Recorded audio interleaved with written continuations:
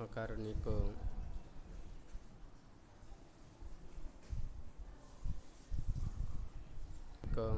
তথাগত সম্যক সম্বুদ্ধ বিরাটময় বুদ্ধের ধর্ম আর বিশুদ্ধ সর্বগুণে গুণান্বিত অনুত্তর পুণ্যক্ষেত্র বুদ্ধের শ্রাবক সঙ্গ এই ত্রিবিধ শ্রেষ্ঠ রত্নকে সর্বপ্রথমে স্মরণ করছি।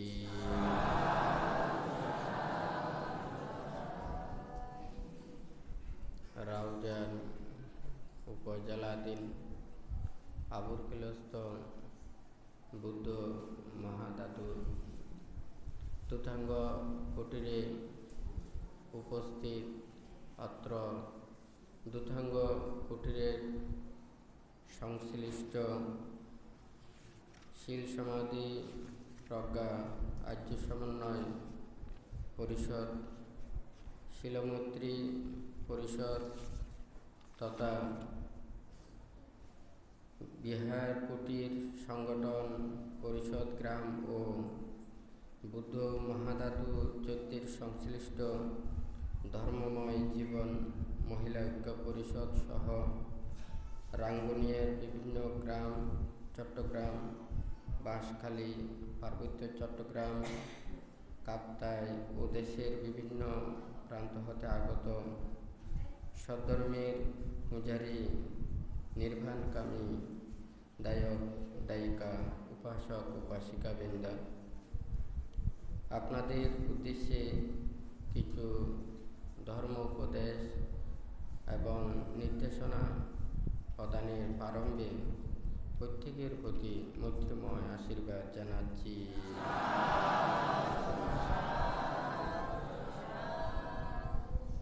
যে ধর্ম আদিতে কল্যাণ, মধ্যে কল্যাণ এবং পর্যাবসানে কল্যাণ, যেই ধর্ম আচরণের মাধ্যমে সকল প্রকার দুঃখ থেকে নিবৃত্তি লাভ করা যায়,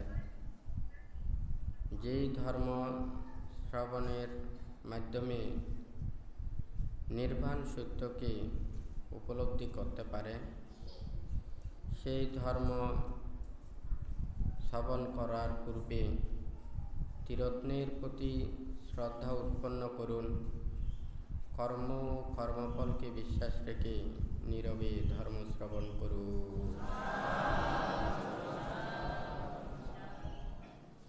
বুদ্ধ বলেছেন, না পারে সাং বিলোমানি, না পারে সাং কথা কথাং, অর্থা নো বা আবেক্ষিয়া কথানি আকথানি চা।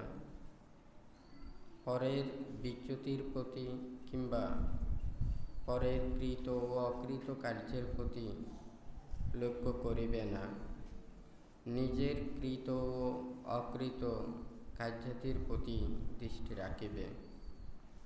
অর্থা না ওয়া কথাং পাপাং অর্থনা সংক্লিশ্যতি, অর্থনা অকথং পাপাং অর্থনা বা বিশুজ্যতি, শুদ্ধি অশুদ্ধি পাশ্চাত্যাং নাইয় আয়াং বিশুদ্ধয়ে। সকৃত পাপ নিজকে কলুষিত করে, স্বীয় অকৃত পাপ নিজেকে বিশুদ্ধ রাখে। শুদ্ধি অশুদ্ধি সব নিজস্ব ব্যাপার, একে অপরকে কখনো বিশুদ্ধ করিতে পারে না। আজকে আপনারা এখানে সমবেত হয়েছেন নিজের মনের যে পাপ, এগুলোকে দূরীভূত করার জন্য, নিজের মনের মধ্যে শান্তি, কুশল, সৎ চেতনা জাগ্রত করার জন্য, নিজের সকৃত যাহা কিছু পাপ কর্ম সম্পাদন করা হয়েছে, সেই পাপগুলো পরিত্যাগ করার জন্য আপনারা সমবেত হয়েছেন। আমরা জন্ম থেকে মৃত্যু পর্যন্ত এই দেহটাকে নিয়ে সকল প্রকার কর্ম করি, কিন্তু এই দেহকে আমরা সঠিকভাবে রাখতে না পারলে আমরা পাপী হই। আবার যদি ভালো কাজে আত্মনিয়োগ করি, নিজের দেহ মন চিন্তাকে যদি ভালোভাবে রাখতে পারি, আমরা সৎ জ্ঞানী গুণী ভালো মানুষ হতে পারি। এখানে পাপ এবং পুণ্য, এটা পাপ আমাদেরকে কায়ের যন্ত্রণা সৃষ্টি করে এবং মনের মধ্যে ভয় উৎপন্ন করে, নানা প্রকার মানুষের নিন্দা তিরস্কার অপবাদ এটা আমাদের শুনতে হয়। আর যদি আমরা নিজেকে রক্ষা করি, সৎ চিন্তা করি, সৎ কর্ম করি, নিজের এই দেহটাকে ঠিক রাখি, তাহলে আমরা সুখ পাই, অপরের শ্রদ্ধা ভক্তি বিশ্বাস আস্থা লাভ করতে পারি। আমাদের ভয় থাকে না, কোনো সংকোচতা থাকে না। আমরা নিজেরা মন থেকে পাপ দূরীভূত করতে পারি। এখন ভান্তে যেই কথাটা বলেছেন, আমরা মানুষ নিজেকে নিজে দেখতে পারি না, কিন্তু অপরজনকে আমরা দেখতে চাই। দেখুন, আমাদের চোখ থাকে সামনে, আমরা নিজেরাই নিজেদের দেহকে দেখতে পাই না, সামনে পুরোটা দেখতে পাই না, পিছনেরটা তো মোটেও দেখতে পাই না, কিন্তু অপরজনকে ঘুরিয়ে সব কিছু দেখা যায়।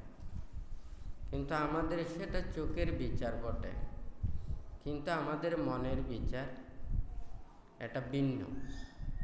মনের বিচারটা অপরজনকে পর্যবেক্ষণ না করে নিজেকে দেখা, নিজের ভালো মন্দ বিচার করা, নিজেকে নিজে পরীক্ষা করা।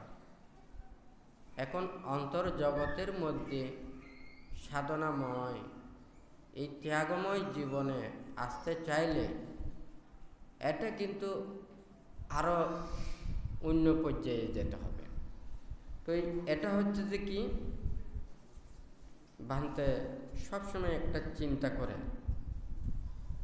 আমরা শুধু উপদেশ দিতে পারি, শুধু ধর্ম উপদেশ, নীতির কথা, ভালো কথা সবাই বলতে পারে।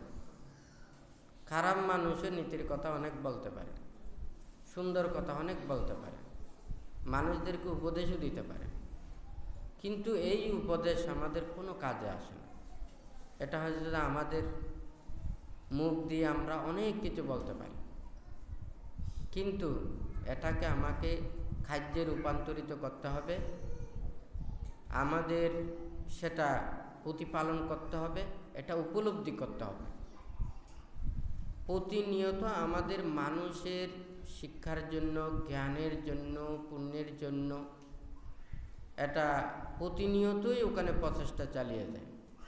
কোনো শিক্ষাতেই ওখানে খারাপ নেই, আমাদের প্রয়োজনের যা কিছু ওখানে শিক্ষা দেওয়া হয়। আর ধর্মীয় ক্ষেত্রে যে মনের পাপগুলোকে দূরীভূত করার জন্য ধর্ম শিক্ষা দিয়ে থাকে, মানুষ যাতে পাপ না করে। কিন্তু আমরা মুখে অনেক কিছু বলতে পারি, নির্বাণের কথা, মুক্তির কথা, মানুষ ভালো পথে চলার কথা। এটা তো শুধু অপরজনকে বললে হবে না, আমাদের নিজেকে পরিশুদ্ধ করে, নিজেকে শুদ্ধ করে, নিজে ভালো পথে চলে অপরজনকে ভালো পথে আনার জন্য চেষ্টা করা উচিত। এখন এখানে যে বলেছেন আত্মানা বা পাতাং কাতাং পাপাং আত্মানা সাংকেলিসাতি, আমরা পাপ কর্ম করেই নিজেকে কলুষিত করি। আবার যদি আমরা পাপ কর্ম যদি না করি তাহলে নিজেকে শুদ্ধ রাখতে পারি। আবার শুদ্ধ হবার জন্যও আমাদেরকে শুদ্ধ কর্ম করতে হবে, সৎ এবং ভালো কর্ম করতে হবে। তো আজকে এখানে বাংতে যে প্রসঙ্গ নিয়ে বলতে চাচ্ছেন, মানুষ যখন এখানে একটা কর্ম করে শান্তি পায়, আবার নীরবতায়ও একটা সুখ শান্তি পায়। অর্থাৎ এটা হচ্ছে যে ভিতরের জগতে আমরা যখন বসি তখন যারা এদিক সেদিক চলাফেরা করে তাদেরকে নাড়াচাড়া করতে দেখি, কিন্তু যারা নাড়াচাড়া করে, যিনি বসে আছেন তাহাদেরকে মানে দেখতে পারেন না। বসারও একটা সুখ আছে। আপনি কাজকর্ম করে সুন্দর করে আপনি যদি বসেন, আপনাকে বারবার বিরক্ত হতে হবে না, উঠতে হবে না। আর যদি আপনি ভালো মতো কাজকর্ম না করে যদি বসেন, তাহলে বারবার আপনাকে উঠতে হবে, হয় নাকি না? তাহলে আমাদের মনটাকেও একটা বসা, সুনির্দিষ্ট স্থানে বসা। তাহলে এই দেহটা কিন্তু এমনি নাড়াচাড়া করে না, এটা মনের কারণেই নাড়াচাড়া করে। হ্যাঁ, আবার মন এমনি জাগ্রত হতে পারে না। চক্ষু, কর্ণ, নাসিকা, জিহ্বা, এই কায়, এই পঞ্চ ইন্দ্রিয়ের সংস্পর্শ এগুলো হলেই তখন মনের মধ্যে যা জাগ্রত হয়, ভালো খারাপ, সুখ দুঃখ, এটাকে অবলম্বন করেই মানে মনের মধ্যে এটা উৎপন্ন হয়, কার্য সিদ্ধ হয়। এখন বুদ্ধ যে নির্বাণ এবং মুক্তির কথাটা বলেছেন, এই যে নির্বাণ এবং মুক্তিটা কি? এখন মানুষ তো চলতে হলে নিজেরগুলো নিজেকে আয় উপার্জন করতে হয়। এখন আমার চতুর্পত্যের জন্য আমাকে আপনারা প্রত্যেকে কাজকর্ম করেন, কেহ চাকরি করে, কেহ দৈনন্দিন বিভিন্ন কার্যকলাপ এগুলো করে। এই কাজের মাধ্যমে নিজের জীবনকে অতিবাহিত করতে হয়। এখন আপনি কিভাবে দেহটাকে আপনি স্থির করে রাখবেন? এখন মনটাকে যদি আপনি স্থির না করেন, আপনি ওখানে ভিতরের জগতে যেতে পারবেন না। এখানে অজস্র প্রাণী, এগুলো সবাই চিন্তা করতেছে, সবাই কর্ম করতেছে, কিন্তু ওরা মুক্ত নয়। আবার যদি মনে করেন দিনে রাতে বসতে থাকতে পারে, তাহলে আপনি কি পাপ মুক্ত? তাও না। মনটাকে বসাতে হবে, মনের পাপগুলোকে বসাতে হবে। তাহলে এই মনটাকে যদি স্থির করতে পারে, বিশুদ্ধ করতে পারে, তখনই সে যতই চলাফেরা করুক না কেন, সে বসে থাকুক না কেন, সে কিন্তু মুক্ত। অর্থাৎ সে মনটাকে সে শুদ্ধ করতে পেরেছে। আর মনটাকে যদি শুদ্ধ করতে না পারে, তাহলে এই দেহ দ্বারা নানাবিধ অকুশল, পাপ, অনিষ্ট এই কর্ম সম্পাদন করে থাকে, যদি মনটা শুদ্ধ না হয়। এখন যারা মুক্তির জন্য চায়, তাদেরকে প্রতিটা জায়গায় বলে এটা হচ্ছে যে ধ্যান করা, ভাবনা করা। ভাবনাটাই মুক্তির কর্ম, ধ্যানটাই মুক্তির কর্ম। সবাই বলে, সকল ধর্মে বলে ধ্যানের কথা। হ্যাঁ, তাহলে আমরা ওখানে কি ধ্যান করতেছি, আমরা কি চিন্তা করতেছি, আমার মনটা কোথায়? তাহলে এই এখানে মুক্তির চিন্তাটা হচ্ছে এই দেহ এবং মন। এখানে আমরা সবাই এখানে আছি। আপনারা জানেন ব্লাডের গ্রুপ কি কি আছে।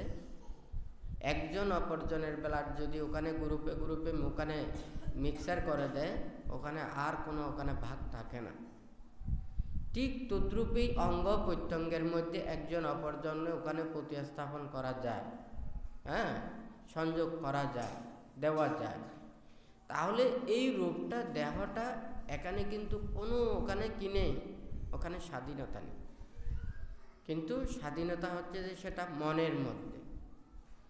এই মনটাকে সে কিভাবে এই দেহ থেকে আলাদা করতে হবে।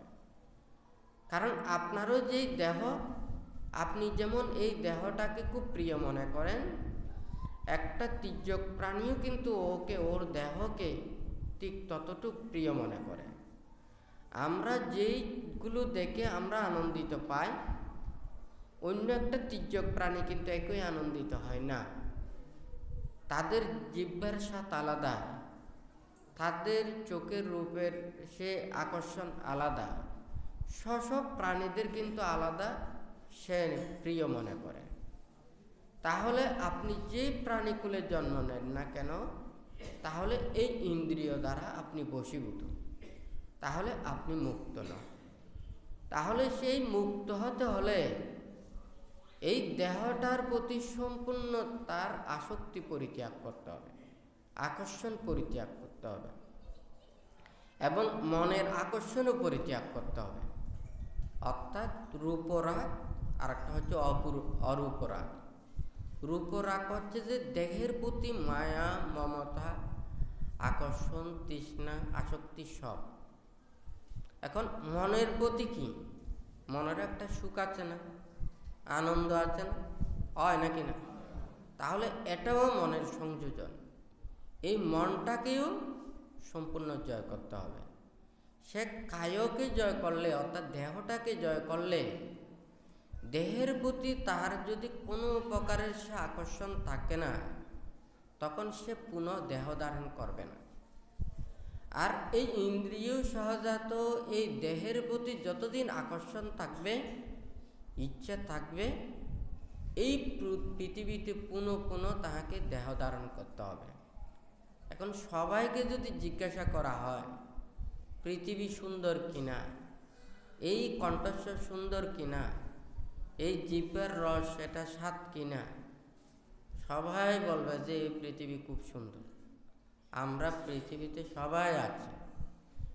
আমরা এই পৃথিবী না থাকলে আমরা কেউ বেঁচে থাকতে পারবো না, পরবর্তী প্রজন্মও এটা থাকতে পারবে না। তাহলে আমাদের এই পৃথিবীতে আমরা যে জন্ম নিয়েছি, এই পৃথিবীকে সুন্দর করে রাখতে হবে, কিন্তু এটার প্রতি আমাদের মায়া, মমতা, আসক্তি আমরা রাখতে পারবো না। হয় নাকি না?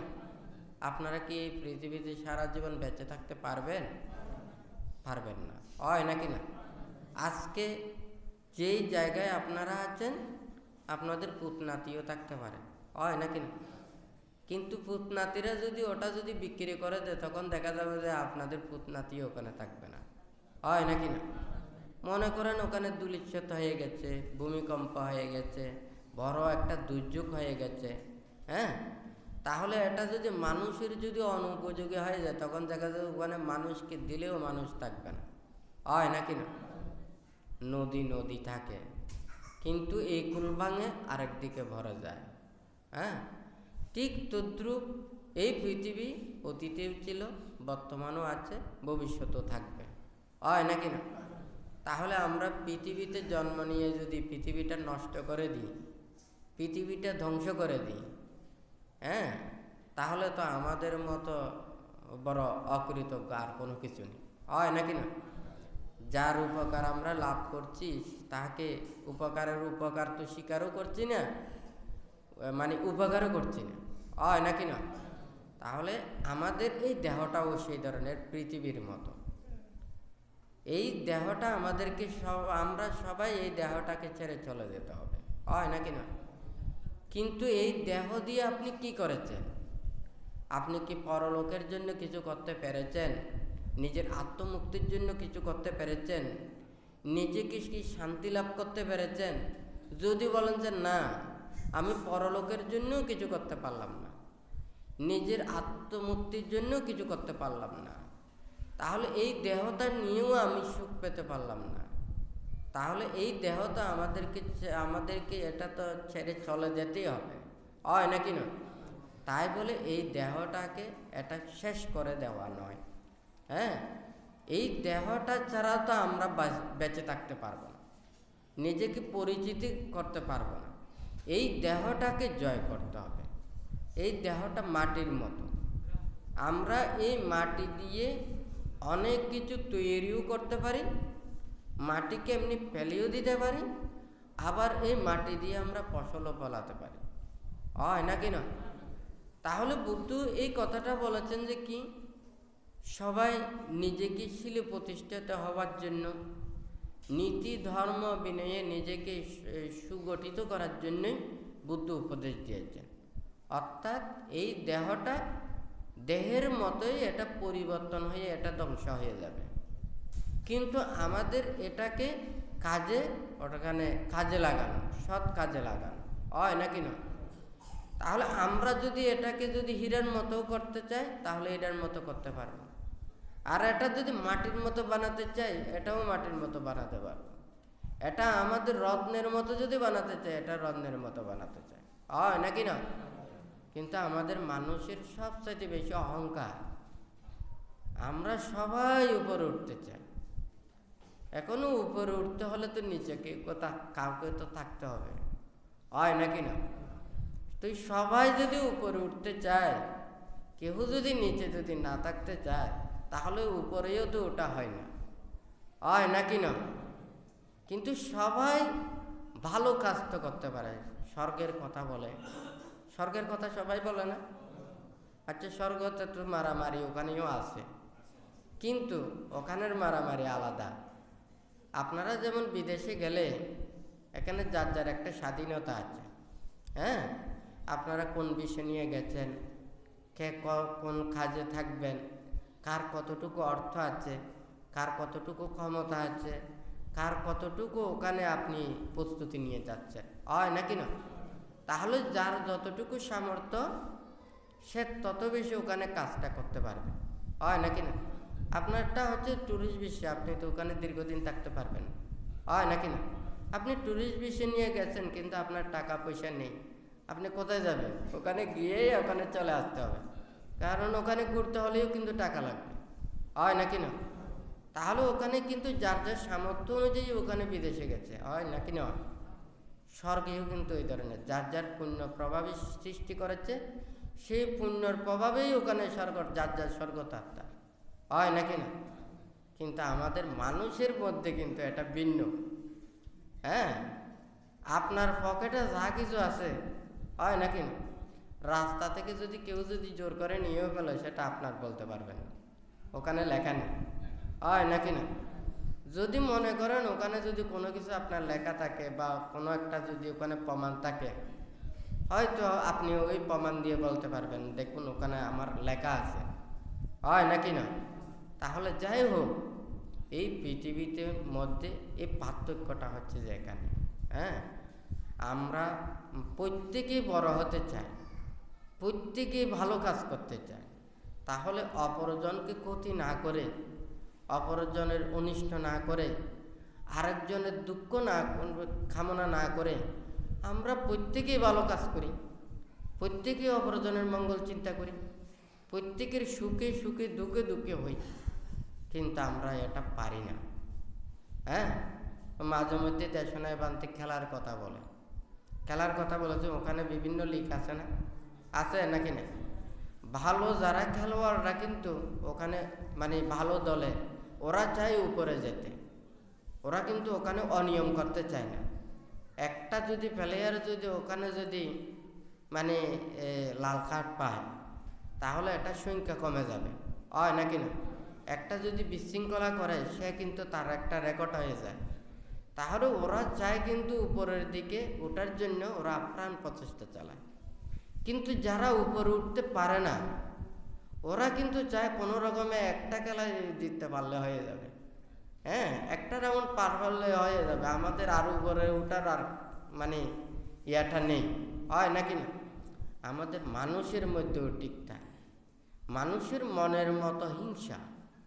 হ্যাঁ, বুদ্ধ বলেছে যে নাতি রাগ সামু আজ্ঞি, নাতি দোষ সামু কালি, নাতি মোহ সামাং জালাং, নাতি তানহা সামু নাতি। হ্যাঁ, তাহলে এই রাগের সমান ওখানে কি নেই? নাতি অগ্নি নেই। হ্যাঁ, তারপর দেশের সমান পাপ নেই, মোহের সমান জাল নেই, হ্যাঁ, তৃষ্ণের সমান নদী নেই। কিন্তু আমরা মানুষ অপরজনকে হিংসা না করে তো আমরা ভালো কাজ করতে পারি। কিন্তু যখন আমি আর ভালো নয়, আমি কাউকে ভালো থাকতে দেব না, আমি যখন সুখ পাই না, কাউকেও সুখে থাকতে দেব না। আমাদের মানুষের মনে এই চেতনা। কিন্তু আমরা কেউ খারাপ কাজ করে পৃথিবীতে সে ভালো হয়েছে, এখানে কোনো জায়গায় ওখানে লেখা নেই। যারা খারাপ কাজ করে ঠিকই ইহকালেও কষ্ট পায়, মৃত্যুর পরেও তাদেরকে নিন্দা, তিরস্কার, অপবাদ, নানান ধরনের শাস্তি ভোগ করতে হয়। মৃত্যুর পরেও তাহাদেরকে সেই দুর্গত ভূমিতে যেতে হয়, হয় নাকি না? তাহলে আমরা কিন্তু সেটা তো সবাই দেখি, কিন্তু আমরা বিশ্বাস করতে পারি না। মৃত্যুর পরেও আমাদের একটা জীবন আছে, সেই জীবনকে আমরা বিশ্বাস করতে পারি না। কিন্তু আপনি যখন মুক্তির জন্য আসবেন, নির্বাণের জন্য আসবেন, তাহলে আপনাকে জন্ম জন্মান্তর এবং সারা জীবনের কথা চিন্তা করতে হবে। শুধু এই জন্মের চিন্তা করলে নির্বাণ মুক্তির কথা আপনার কোনো কাজে আসবে না। আপনি যদি মনে করেন না এই জন্মে আমি সব কিছু করতে চাই, আপনি খারাপ মানুষ হলে অনেক কিছু করতে পারবেন, হ্যাঁ, কিন্তু খারাপ পথে গেলে আর আপনি ভালো হতে পারবেন না। একটা জিনিস যেমন একটা পরিশুদ্ধ আছে, মনে করুন এই পানি বিশুদ্ধ, এই মনে করেন দুধটা মানে পরিশুদ্ধ, এটাকে যখন আপনি ভেজাল বা বিষ মিশিয়ে দিয়েছেন, এটাকে শুদ্ধ করা আপনার কিন্তু কঠিন হয়ে যাবে, হয় নাকি না? তাহলে এই পানির সাথে মিশ্রিত হয়েছে ওখানে জীবাণু, তাহলে ওখান থেকে জীবাণুকে আবার আলাদা করা খুবই কঠিন কাজ, হয় নাকি না? ঠিক তদ্রূপ এখানে পানির সাথে যেমন ওখানে এই জীবাণুগুলো ওখানে মিশ্রিত হয়ে গেলে ওখান থেকে ওখানে বাইর করা খুব কঠিন, ঠিক তদ্রূপে আমরা যদি নির্বাণ এবং মুক্তির কথাটা চিন্তা করি, তখন কিন্তু আমাদের মান, অহংকার, নিন্দা, তিরস্কার, অপবাদ এবং মানুষের যত প্রকারের লৌকিক আশা আকাঙ্ক্ষাগুলো, বড় হওয়ার আশা আকাঙ্ক্ষাগুলো, মান সম্মানের ইচ্ছেগুলো, টাইটেলগুলো, এগুলো সব পরিত্যাগ করতে হবে।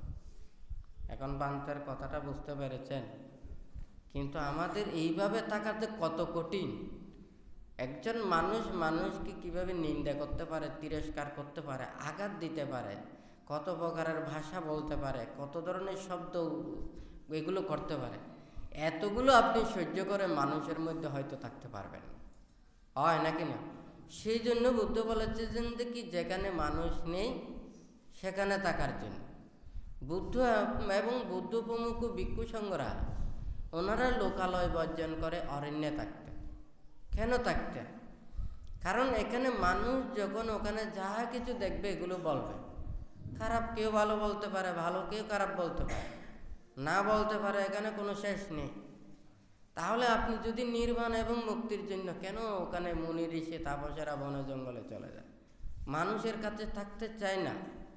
আপনি যদি ভালো কাজও করেন আপনাকে খারাপ বলতে পারে, আপনি খারাপ হতে পারবেন না, খারাপ ব্যবহার করতে পারবেন না। খারাপ মানুষ তো সব কিছু করতে পারবে, হয় নাকি না? তাহলে যেইভাবে আপনাকে শারীরিক মানসিক বিভিন্ন প্রকারের যে নির্যাতন জ্বালা যন্ত্রণা দেবে, আপনি এগুলো সহ্য করতে পারবেন না। কথাটার সত্য না মিথ্যা? তাহলে সেই যারা এই দুঃখ মুক্তির জন্য ওনারা বনে জঙ্গলে একাকী যেখানে মানুষ নেই ওখানে চলে যেতে হয়। কিন্তু আমাদের ওই জায়গায় থাকাও তো আমাদের অনেক প্রকারের কঠিন কাজ। এটা আমাদের নিয়ম লাগবে, নীতি লাগবে, মানুষের আত্মবিশ্বাস লাগবে, এটা আইনি সহযোগিতা লাগবে, হয় নাকি না? কিন্তু এটা যদি আমাদের না থাকে তখন তো মানুষের আবার ভুল বুঝতে পারে, হয় নাকি না? আমাদেরকে যে নীতিটা দিয়েছেন বানতে, গত কয়েক সপ্তাহ আগেও বানতে দেশনায় বলেছেন, আসলে এই নির্বাণ এবং মুক্তির কর্মপথে শিক্ষা মানুষের মধ্যে দেওয়াটা খুব কঠিন ব্যাপার। আপনাদেরকে যদি সংসার ছেড়ে চলে আসতে হয়, তাহলে বনে জঙ্গলে এইভাবে একাকী ওখানে থাকতে হয়। এখানে যেই কষ্ট পরিশ্রমগুলো আপনাদের করতে হবে, যেগুলো সহ্য করতে হবে, এগুলো তো আপনার অভ্যস্ত নয়। আপনারা প্রত্যেক দিন ওখানে অসুখ বিসুখ হলে কত প্রকারের ওষুধপত্র খান ঠিক ঠিকানা, হয় নাকি না? এই জীবন জীবিকার জন্য কত জিনিসপত্রের প্রয়োজন হয় নাকি না? কত প্রকারের ওখানে দ্রব্য সামগ্রী লাগে, হয় নাকি না? আমাদেরকে বলেছেন না অষ্ট পরিষ্কার ছাড়া আর কোনো কিছু রাখতে পারবে না, টাকা পয়সা ধরতে পারবে না। হ্যাঁ, এখন মনে করেন যদি আপনাদের জীবন চলার কর্মপথে টাকা পয়সা না থাকলে আপনারা জীবনে চলতে পারবেন, হয় নাকি না? একটা আয় রোজগার করতে হয়, ভরণ পোষণের জন্য ওখানে অর্থ লাগে। হ্যাঁ, তাহলে এইদিকে দুঃখ মুক্তির জন্য বলেছে যে এগুলো সব পরিত্যাগ করতে হবে, হয় নাকি না? যখন তারা সম্পূর্ণ এগুলো পরিত্যাগ করে নির্বাণ এবং মুক্তির জন্য ওনারা কষ্ট করবেন, পরিশ্রম করবেন, তাহাদের সহযোগিতার জন্য চতুর্পত্যয়ের প্রয়োজন, হয় নাকি না? ওখানে আহার, বস্ত্র, বাসস্থান এবং ওষুধপত্রের প্রয়োজন, হয় নাকি না? কিন্তু এগুলো সে আয় রোজগার করে এগুলো নিতে পারবে না।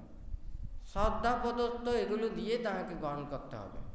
ক্রয় বিক্রয় করতে পারবে না, রান্না বান্না করতে পারবে না, চাষবাস করতে পারবে না, চাকরি বাকরি করতে পারবে না। একেবারে আমাদেরকে ওখানে একেবারে দেহটাকে এমন জায়গায় বসে রাখতে হবে যাহাতে ওখানে মানুষ যাতে উপদ্রব করতে না পারে, সেই জায়গাতে দেহটাকে রাখতে হবে। হয় নাকি না? কথাটা ঠিক নাকি বেঠিক? তাহলে এইভাবে যদি নিজেরা যদি ওইভাবে থাকতে চায়, তাহলে মানুষদেরকে বোঝাতে হবে যে নির্বাণ এবং মুক্তিটা কি। মানুষ যদি এটা যদি না বুঝে, তাহলে এটা টিকবে না। যেমন একটা যদি তন্ত্র যদি সৃষ্টি করতে চায়, সুখ সুবিধাগুলো মানুষদেরকে বলতে হবে। আমরা মানুষ তো সবাই সুবিধাবাদী, হ্যাঁ, সুখও পেতেছি, যেদিকে সুখ আর সুবিধা পাবো সবাই সেদিকে চলে যাবে, হয় নাকি না? তাহলে নির্বাণ এবং মুক্তির কর্মপথের সুখ সুবিধাও তো মানুষদেরকে বুঝাতে হবে। এটা নির্বাণ এবং মুক্তিটা কি? এখন সবাই বলবেন আপনাদের সংসারের মধ্যে রোগ শোক ভয় উপদ্রব প্রতিটা মুহূর্তে দেখতেছি। মানুষের সংসারে কত দুঃখ বেদনা, হয় নাকি না? কথাটা ঠিক নাকি বেঠিক? তাহলে আপনারা সংসারের মধ্যে প্রতিক্ষণ কত প্রকারের টেনশন দুঃখ দুর্দশা এতগুলোর মধ্যে আপনারা থাকেন। আপনাদেরকে আরো দুঃখের কথা বলে ওখানে দুঃখ দিয়ে কোনো লাভ নেই। আপনারা সংসারিকের মধ্যে আছেন, সংসারের মধ্যে অনেকেই আমোদ প্রমোদন বিনোদনের মধ্যে থেকেও তাদের মনে কিন্তু কোনো খারাপ চেতনা নেই।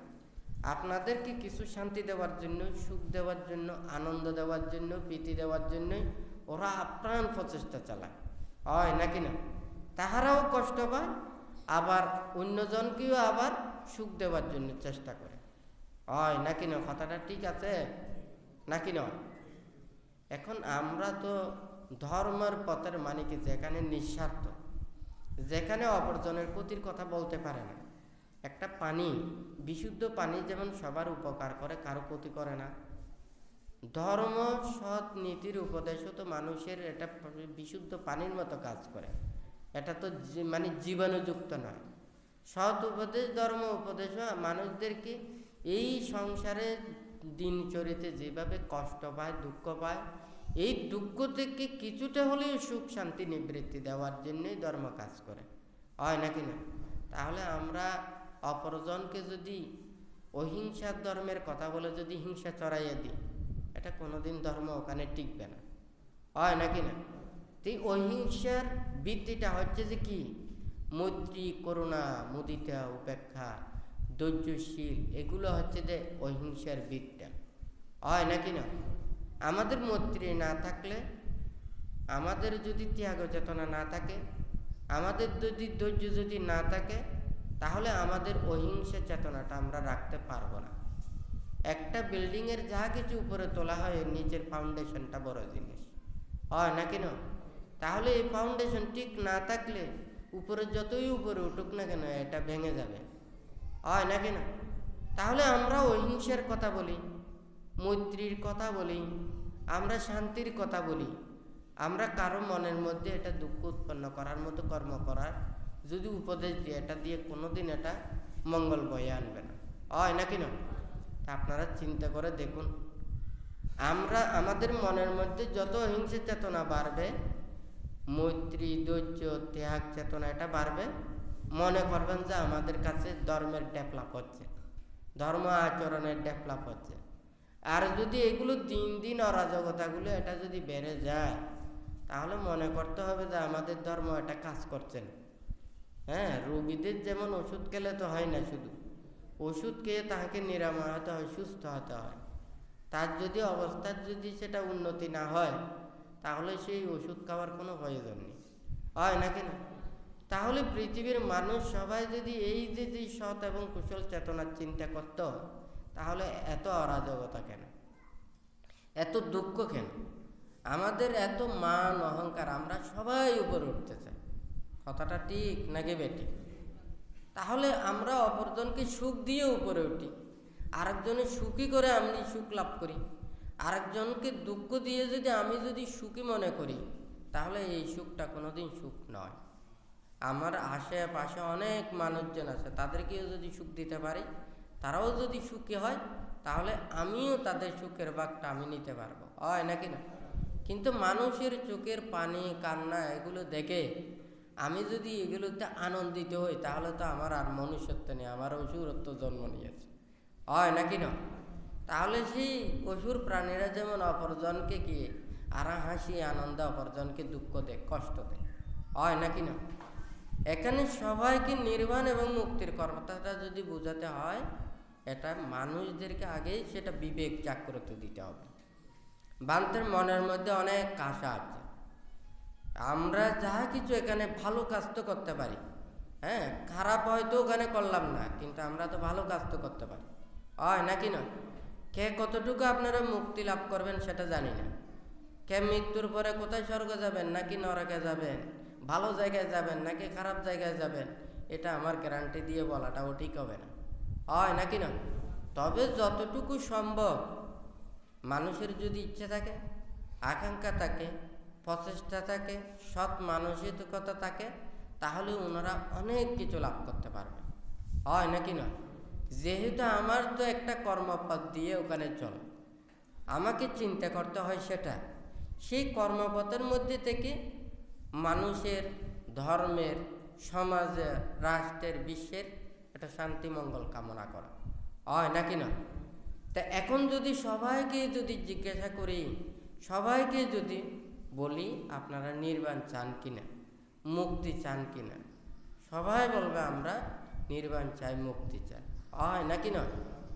কিন্তু তাহাদের তো সেটার ব্যবস্থাপনা লাগবে, সে তার দৃঢ় বীর্যতা লাগবে। এখানে গাছে অনেক ফল আছে, সব ফল কিন্তু পরিপক্ক নয়, সে পরিপক্ক ফল থেকে কিন্তু কি ওটা মানে অঙ্কুরিত হবে, কিন্তু যেটা পরিপক্ক নয় এগুলো গাছ থেকে ভরে গেলে সব ওখানে কিন্তু নষ্ট হয়ে যাবে, হয় নাকি না? আপনাদেরকে যদি সবাইকে যদি নির্বাণ মুক্তির জন্য টেনে যদি নিই, আপনারা পারবেন না, সহ্য করতে পারবেন না, এতটুকু ত্যাগ এটা পারবেন না, হয় নাকি না? তাহলে এটা মনের সেই চেতনাটা বর্ধিত করতে করতে সেই পারমে পূর্ণ করতে হবে, হ্যাঁ, নিজের মনের চেতনা, আগ্রহ, প্রচেষ্টা এটা বর্ধিত করতে করতে যখন সে সেই মানসিকতা হয়ে যাবে, তখন তাহাকে কেউ টলাতে পারবে না। কারণ আপনারা হচ্ছে যে এখন জলজ্যান্ত মানুষ, আপনারা সহ্য করতে পারবেন না মান, অহংকার, হয় নাকি না? কথাটা ঠিক আছে নাকি না? কারণ আপনারা এতগুলো সহ্য করতে পারবেন না। কিন্তু এই নির্বাণ মুক্তির কর্মপথে তো সবাইকে আসতে হবে, সবাইকে মুক্তি লাভ করতে হবে। আপনারা হয়তো অনেকেই এটা হচ্ছে নির্বাণ এবং মুক্তিটা এটা গবেষণার বিষয়, হ্যাঁ, এটা মনস্তাত্ত্বিক বিষয়ের মতো। দেহ এবং মনটাকে কিভাবে একটা আলাদা করা যায়, এই দেহ এবং মন এই দুইটাকে কিভাবে বিভাজন করা যায়, একটা জলজন্ত মানুষকে সম্ভব নয়। একজন সাধক যখন সে মনটাকে অন্য জগতে নিয়ে ফেলে, তখন এই দেহের সমস্ত কিছু তার ওখানে কোনো কিছু সে জানতে পারে না, এই দেহটা একটা বস্তুর মতো পড়ে থাকে, হয় নাকি না? তাহলে এটা তো ক্ষণিক সময়ের জন্য একজন সাধক এটাকে কি দেহের বাইরে রাখে, কিন্তু দেহের কোনো মানে এই আশ্রিত নয় রূপে নয়, অর্থাৎ দেহের আশ্রিত মধ্যে থেকেও দেহটাকে আলাদা করে রাখে।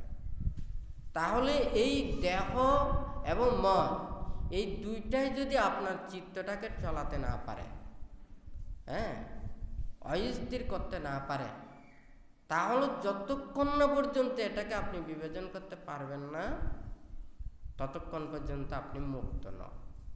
হ্যাঁ, বান্তের কথাটা বুঝছেন? তাহলে এটাকে সহ্য করা খুব কঠিন, আপনাকে কেটে কেটে টুকরো টুকরো করবে, কিন্তু আপনি তো আত্মনাদ করবেন।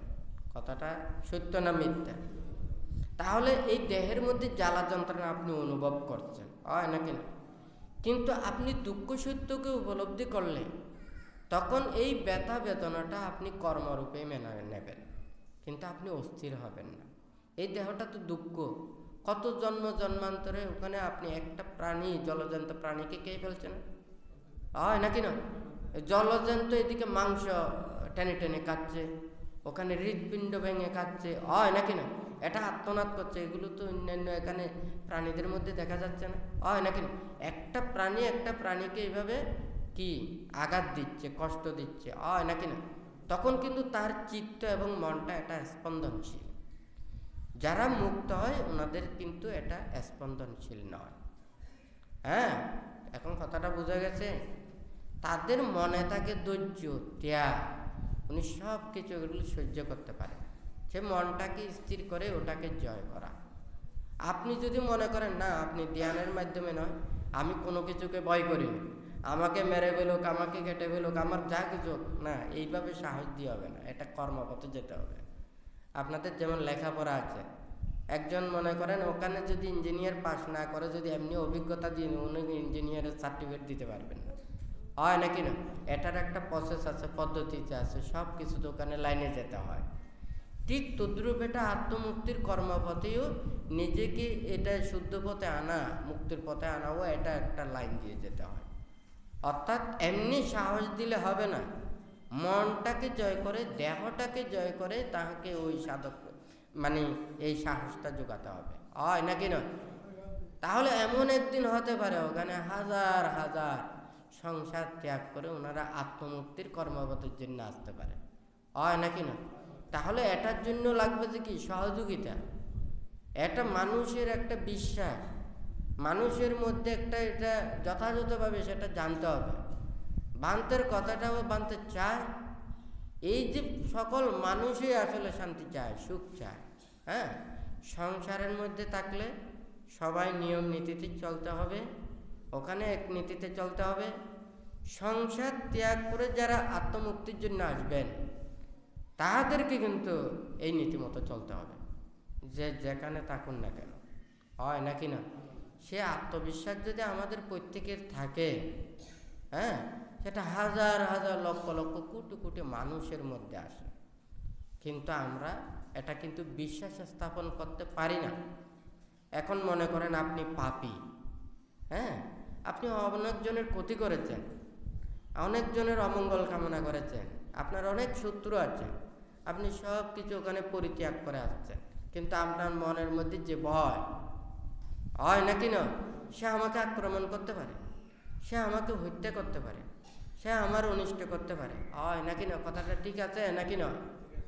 একজন অপরাধীও যখন সে আত্মসমর্পণ করে তাকে অনেক কিছু মাফ করে দেয়, হয় নাকি না? আপনি মা বাবাকে অনেক অবহেলা করেছেন, তুচ্ছ তাচ্ছিল্য করেছেন, গালিগালাজ করেছেন, হ্যাঁ, কিন্তু আপনি মৃত্যুর পরে যদি আপনি কোটি কোটি টাকা খরচ করে যদি মায়ের জন্য নানা কিছু করেন, আপনি এগুলো শোধ করতে পারবেন না। কিন্তু জীবিত তাকে যদি মাতা পিতার কাছ থেকে যদি ক্ষমা নিয়ে যদি কি শত্রু হোক, মাতা পিতা হোক কিংবা শত্রু হোক, সে যদি নিজ গুণে যদি সেগুলো যদি ক্ষমা করে দেয়, তাহলে জন্মান্তর এবং মৃত্যুর পরে পর্যন্ত পরিবর্তন করতে হবে না। কারণ তার মনের মধ্যে আর তার প্রতি আক্রোশ নেই, তার প্রতি বিদ্বেষ নেই, তার প্রতি কোনো খারাপ চেতনা নেই, হয় নাকি না? আর যদি সে যদি মৃত্যুর পরে যদি আপনি যতই কিছু ওখানে করেন না কেন, এটা পাওয়া সম্ভব নয়, হয় নাকি না? কথাটা ঠিক নাকি বেঠিক? তাহলে একজন মানুষকে যদি সেইভাবে যদি ওখানে যদি নিতে চায়, তাহলে আমাদের অনেক কিছু বিশ্বাসের প্রয়োজন, আমাদের অনেক কিছু শ্রদ্ধার প্রয়োজন, অনেক কিছুর ব্যবস্থাপনা প্রয়োজন। তাহলে এটার জন্য লাগবে যে এই ধর্ম নিয়ম নীতি শৃঙ্খলাগুলো, হ্যাঁ, এই শৃঙ্খলার এখানে বাইরে গেলে কেউ নিয়ন্ত্রণ করতে পারবে না, হয় নাকি না? মনে করেন যাহা কিছু সরকার আইন করেন এটা কি মানুষের কল্যাণের জন্য, ভালোর জন্য, হয় নাকি না? জনগণের ভালোর জন্য। যে কোনো একটা রাস্তায় চলে ওখানে অনেক প্রকারের আইন আছে নাকি না? তাহলে ওই রাস্তার আইনগুলো যদি ওখানে মেনে চলে, তাহলে ওখানে যানজট থাকবে না, দুর্ঘটনা হবে না, হয় নাকি না? তাহলে আমরা যত বেশি ওখানে আইনের প্রতি শ্রদ্ধাশীল হব, তত বেশি কিন্তু এটা সুশৃঙ্খলতা থাকবে। একটা ছোট ঘরেও যদি জিনিসপত্র সবগুলো সাজাইয়ে রাখে, অনেক জিনিস রাখা যায়, কিন্তু এলোমেলো করে রাখলে দেখতে যেমন খারাপ লাগে, ওখানে বেশি জিনিস রাখা যায় না, হয় নাকি না? তাহলে এখানে ধর্মের নিয়ম নীতিতেও শৃঙ্খলা একটা আছে। কে কতটুকু জ্ঞান লাভ করেছে এটা হচ্ছে নিজস্ব ব্যাপার, কিন্তু শৃঙ্খলা সবাইকে মেনে নিতে হবে, হয় নাকি না? আপনারা পরিবারের মধ্যে মাতা পিতা ভাই বোন অনেকে আছে না, আছে নাকি না? ছেলেরা দেখা যায় ওখানে 5 ভাইয়ের মধ্যে 5 জনে কেউ উচ্চ লেখাপড়া করেছে, এক একজনে এক এক কাজ করেছে, এক একজনে এক এক অফিসে কাজ করে, কেউ অল্প বেতনে কেউ বেশি বেতনে, হয় নাকি না? কিন্তু ওখানে মাতা পিতা বয়োজ্যেষ্ঠদের প্রতি যথাযথ সম্মান মর্যাদা এবং এগুলো যদি যথাযথভাবে রাখে তাহলে ওখানে কোনো বিশৃঙ্খলা হবে না, হয় নাকি না? কিন্তু যখন যদি ওখানে যদি এই যে যার যার অর্থ বিত্ত সামর্থ্য এবং এগুলো নিয়ে যদি আত্ম অহংকার দিয়ে ওখানে হয় তাহলে ওই পরিবারের মধ্যে ঠিক থাকে না, হয় নাকি না? ধর্ম শাসনের ক্ষেত্রেও কিন্তু বুদ্ধ এইভাবে আমাদেরকে দিয়ে দিয়েছেন। এখানে আমাদের কোনো ব্রেন খেলাতে হয় না, এত বেশি চিন্তা করতে হয় না। রাষ্ট্রের ওখানে সংবিধান এটা বারবার পরিবর্তন হয়, কিন্তু ধর্মের ওখানে অনুশাসন এখানে পরিবর্তন হয় না, তবে আংশিক কিছু পরিবর্তন হয়। সেটা হচ্ছে যে নিয়ম কিংবা সময়ের পরিপ্রেক্ষিতে অনেক কিছু হয়। হ্যাঁ, হয়তো বুদ্ধির সময় এখানে মোবাইল ছিল না, হ্যাঁ, এখন মোবাইল আছে, তাহলে মোবাইলের ক্ষেত্রেও কিন্তু অনেক কিছু জারি, হয় নাকি না? যেমন ওখানে আছে যে কি আমরা কোনো একজন ভিক্ষু, যেখানে কোনো যদি উপাসক না থাকে, পুরুষ না থাকে, কোনো মহিলাদের সাথে একাকী কথা বলতে পারবে না, দাঁড়াতে পারবে না, হ্যাঁ, থাকতে পারবে না। তাহলে আপনি যদি মোবাইলে কথা বলেন, ওখানে যদি ওনার যদি কোনো স্বামী না থাকে, পুরুষ না থাকে, ওর কোনো সন্তান না থাকে, তাহলে এটাও ফোনে কথা বলা যাবে না, নিয়ম যেভাবে, কারণ এটাও তো নিয়মের মধ্যে পড়ে। এটা তো আরও বেশি ভয়ঙ্কর, হয় নাকি না? সামনাসামনির চাইতে এটা আরও বেশি ভয়ঙ্কর। কথাটা ঠিক নাকি বেঠিক? তাহলে আমাদের বিনয়টা রক্ষা করতে হলে যখন যেটার প্রয়োজন সেটা আমাদের করতে হবে, হয় নাকি না? ভাঙতে চায় কে কতটুকু, আপনারা স্বর্গে যাবেন, নরকে যাবেন, নাকি ব্রহ্মলোকে যাবেন, নাকি নির্বাণ মুক্তি পাবেন, এটা হচ্ছে যে আপনার নিজস্ব ব্যাপার। কিন্তু ধর্মের ব্যাপারে যখন আসে তখন কিন্তু সবাইকে একমত হতে হবে, হয় নাকি না? তাহলে আমরা যদি সেভাবে চাই তাহলে একদিন নয় একদিন এটা সম্ভব হবে। হ্যাঁ, বুদ্ধ আছে, ধর্ম আছে, ধর্মপ্রাণ মানুষ হাজার হাজার কোটি কোটি ওখানে মানুষ আছে, হয় নাকি না? কিন্তু আমাদের পরিবেশ সৃষ্টি করতে হবে। যদি যথাযথভাবে এই নিয়ম নীতি শৃঙ্খলায় যদি এগুলোর যদি না আসে তাহলে কোনো দিন এটা ধর্মের শ্রীবৃদ্ধি সাধন হবে না। তবে অনেক প্রকারের অনিয়ম অনেক কিছু আছে, নেই তা নয়, এটা সময় লাগবে সবাইকে বোঝানোর জন্য। কারণ মানুষের মধ্যে এটা বিশ্বাস এটা স্থাপন করতে হবে। কিন্তু কেউ কারো প্রতি রাগ ক্রোধ বিদ্বেষ হিংসা থাকলে কখনো ওখানে সম্ভব না, হয় নাকি না? কারণ একটা না একটা ত্যাগ করতে, আমি কিছু পেতে চাইলে কিছু চাইতে হবে, হয় নাকি না? কিন্তু আমারটাতে আমি থাকলাম, ওরটাতে ও থাকলো, কোনোদিন সম্ভব না। তবে ভান্তে যেটা চিন্তা করেছে, ভান্তে মানুষের জন্য ধর্মের জন্য আপ্রাণ প্রচেষ্টা চালিয়ে যাবে, কিন্তু একটা শীল বিনয় নিয়ম নীতির মধ্যেই ওখানে করতে হবে। ভান্তে সবসময় বলে যে ভান্তের কাছে শিষ্যরা আছে, ভিক্ষুরা আছে, তাদেরকে বললাম তোমারও 227 শীল, আমারও 227 শীল, এখানে শীল কোনো বেশ কম নেই। হ্যাঁ, তুমিও বুদ্ধপুত্র আমিও বুদ্ধপুত্র, কিন্তু আমার সান্নিধ্যে থাকতে হলে আমার কথা শুনতে হবে। হ্যাঁ, কথাটা ঠিক নাকি বেঠিক? আর তোমাকে তো আমি বলতেছি না তুমি এই 227 শীল ভঙ্গ করো, বুদ্ধির নিয়মটাকে ভঙ্গ করো, তুমি বুদ্ধির নিয়মগুলোকে এগুলোকে করে এটা তুমি কাজ করো, আমি তো সেটা বলছি না। তুমি এই নিয়মের মধ্যে থেকেও যেহেতু বান্তের সান্নিধ্যে থাকবে তাহলে বান্তের কথা মতো চলতে হবে, হয় নাকি না? একজন মানুষ মনে করেন ওখানে আপনারা অনেকেই গাড়ি করে এসেছেন, সবাই গাড়ি চালায় না, গাড়ি চালায় ওখানে ড্রাইভারে, কথাটা ঠিক নাকি বেটি? আমার গা বড়, আমার শক্তি বেশি, আমি চালাতে গেলে তো ওখানে তো গাড়ি অ্যাক্সিডেন্ট হয়ে যাবে। গাড়ির চালক গাড়ি চালাতে হয়, ওনার কীভাবে চালাতে হবে সেটা গাড়ির চালকে বুঝবে, কথাটা ঠিক নাকি বেটি? তাহলে সে কিন্তু মনে করেন একটা পরিবারের মধ্যে সবাই নেতৃত্ব কিন্তু অর্থ দিয়ে হয় না, হয় নাকি না? বয়স দিয়েও হয় না, হ্যাঁ, কিন্তু তাহাদের যোগ্যতা নিয়ে এবং নিজের সেই সৎ পরামর্শ এবং সৎ চিন্তা দিয়ে হয়, কথাটা ঠিক নাকি বেঠিক?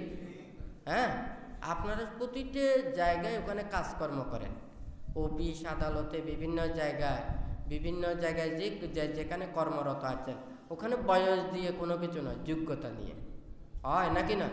যার যে যোগ্যতা আছে, যার যে সক্ষমতা আছে, যার যে অভিজ্ঞতা আছে, সে মনে করেন একজন মানে এই 30 বছরের ছেলে, কিন্তু তার যোগ্যতা অনেক উপরে, হ্যাঁ, 60-70 বছরের ওখানে বৃদ্ধও তাকে সম্মান করতে হয় নাকি না। কথাটা ঠিক নাকি বেঠিক? তাহলে এই ঠিক তদ্রূপ এখানে নিয়মের ক্ষেত্রে কিন্তু অনেকগুলো আছে। তো যাই হোক, ভান্তের আশা আছে, ইচ্ছা আছে, হাজার হাজার ভিক্ষু সমন সংসার ত্যাগী মানুষের মধ্যে থেকে, যারা সংসারের মধ্যে থেকে তারাও আর ওখানে যাহাতে অশান্তি এবং দুঃখ উপদ্রবগুলো এগুলো থেকে রেহাই পায়, যারা এই সংসার ত্যাগ করে যারা নির্বাণ এবং মুক্তির কর্মপথে আসতে চায়, তারাও যাতে সেই নিয়ম নীতি শৃঙ্খলায় ওখানে চলে হয় নাকি না। বুদ্ধ নিয়ন্ত্রণ করতেন, বুদ্ধির এগুলো হাজার হাজার যে কোটি কোটি ওখানে ভিক্ষু সমন ছিলেন, এগুলো সব বুদ্ধের নিয়ম নীতিতে চলতেন। হ্যাঁ, তাহলে বুদ্ধের নিয়মের যদি ওখানে ব্যতিক্রমে ওখানে যেত, তাহলে বুদ্ধ তাদেরকে বহিষ্কার করে দিত। এটা আমার বুদ্ধির শিষ্য নয়, ওই বুদ্ধের শাসন থেকে ওখানে বহিষ্কার করা হয় নাকি না। তাহলে যখন কিন্তু ধর্মের আশাসনে ওখানে যখন আসবে, সেটা ধর্মই বিচার করবে। হ্যাঁ, অন্যায় বিচার করতে পারবে না। কেউ যদি অন্যায় করে তাকে শাস্তি দিতে হবে, না হয়তো ওখানে খারাপ বলবে। ধর্মের কাছে গিয়ে মানুষ তো ভালো পথে আসে, তাহলে খারাপ পথে যায় কেন? তাহলে এটা নিন্দা করবে, তিরস্কার করবে। বুদ্ধির সময় ওখানে রাজা মহারাজা শ্রেষ্ঠীরা যখন কোনো একজন বুদ্ধির শিষ্য, ওনারা যদি কেউ যদি খারাপ কাজ করতেন, অন্যায় করতেন বা একটা ভুল করত, তখন কিন্তু বুদ্ধই ওনাকে অনুশাসন করতেন।